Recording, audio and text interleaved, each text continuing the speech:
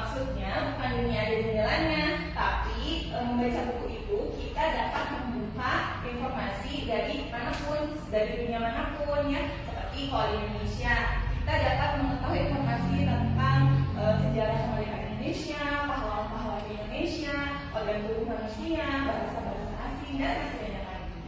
Wow, walaupun hanya belajar di kelas, kita tetap tahu lewat buku ya, Bu? Benar sekali, walaupun kita hanya duduk di kelas dan hanya membaca buku, kita dapat mengetahui segala informasi yang ada di dunia ini. Baik, kalau begitu, sekarang kita baca buku dulu ya sebelum kita mulai pembelajaran.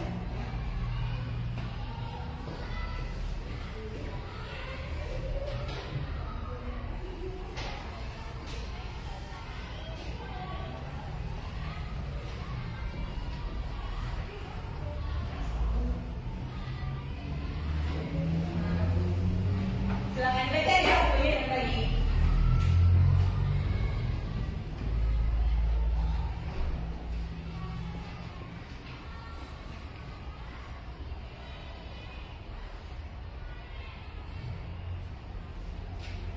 Benarkah membaca buku bikin kita ngantuk?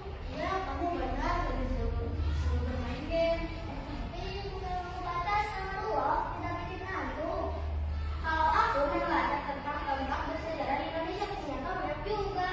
Kalau Indonesia, kalau aku tentang pahlawan sih, seru banget. Sampai sedih juga membaca perjuangan mereka. Hah? Masa sih? Iya ya, aku tidak percaya.